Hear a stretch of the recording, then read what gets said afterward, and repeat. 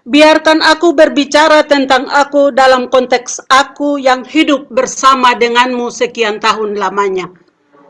Ketika saya yang cantik ini, pulau yang indah dan kaya ini diperebutkan oleh dunia, termasuk yang telah mengawini aku, maka saya sebagai tanah sedang menderita. Kakiku dipotong, tanganku dipotong, rambutku dicukur, mataku dicungkil, telingaku dipotong, mulutku ditutup. Itulah aku hari ini. Maka, untuk mempersatukan aku, solusi yang ditawarkan kepada aku sebagai gula-gula bagi anak kecil adalah label otonomi khusus. Ternyata sayang, otonomi khusus bukanlah gula-gula yang bagus bagiku dan anakku. Tetapi itu menjadi sebuah racun yang memanjakan suamiku yang hari ini tidak bisa bekerja lagi. Yang memanjakan saudariku perempuan untuk tidak dapat berkebun lagi.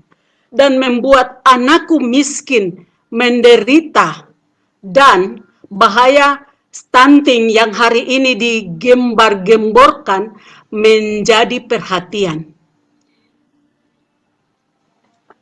Evaluasinya adalah ketika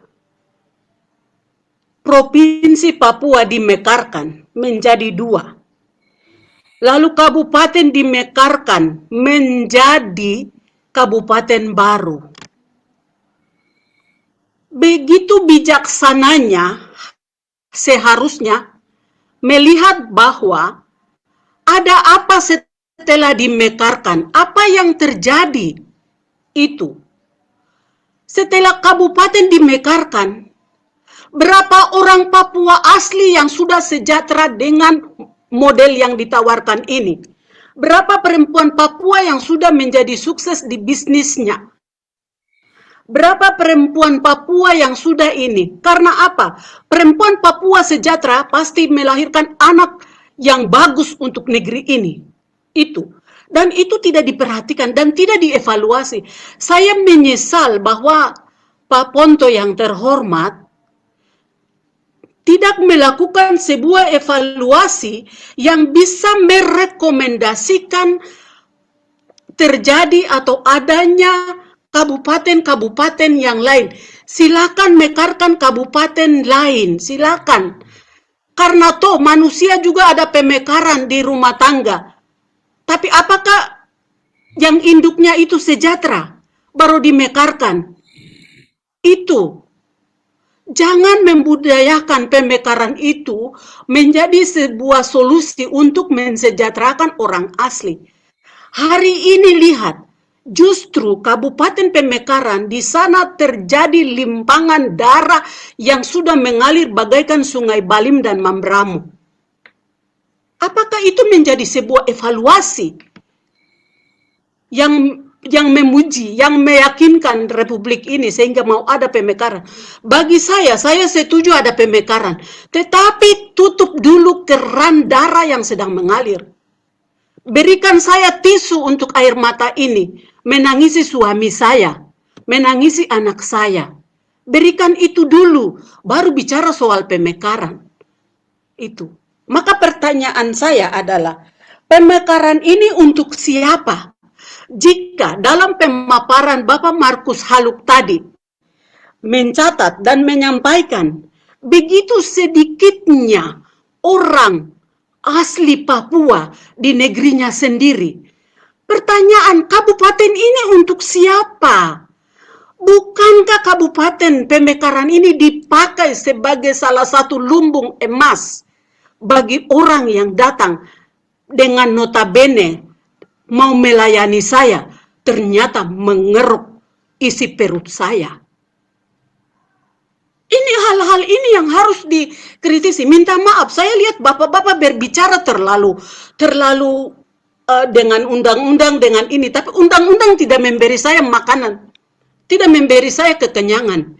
Yang memberi saya kenyang adalah tangan saya bekerja di tanah saya dengan aman, damai, dan tentram, bagaikan Firdaus yang telah hilang.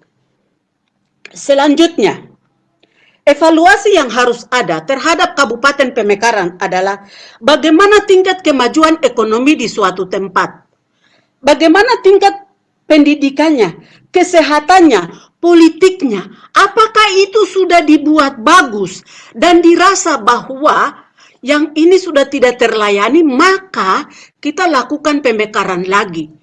Ataukah ini nafsu kekuasaan yang sedang terjadi?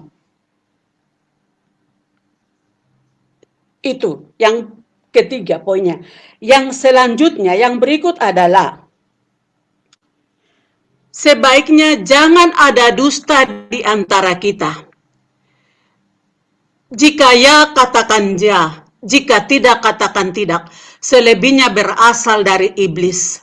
Ilmu pengetahuan tidak membuat saya kenyang, tetapi ilmu pengetahuan membuat saya mengoreksi, mengeritik, dan berargumen bagaimana saya dapat hidup layak sebagai seorang manusia yang adalah citra Allah, sama dengan orang lain di sebelah saya yang bisa masak pakai minyak goreng, sedangkan saya masak hanya menggunakan tungku api.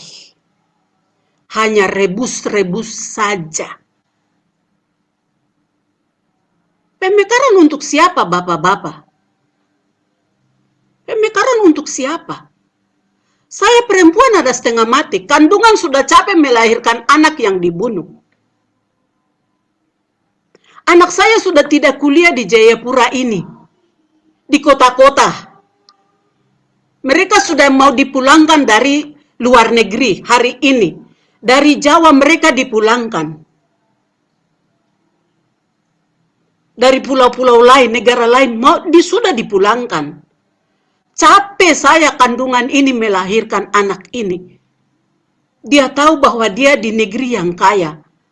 Tetapi kasihan, dia dipulangkan. Ada apa? Apa yang salah? Mari kita koreksi. Pemekaran oke, anak saya banyak yang sudah pintar. Mereka siap memimpin negeri ini. Tetapi tolong evaluasi dulu yang kau sudah buat itu betul atau tidak. Jangan seenaknya saja, ya sudah ini jadi ini.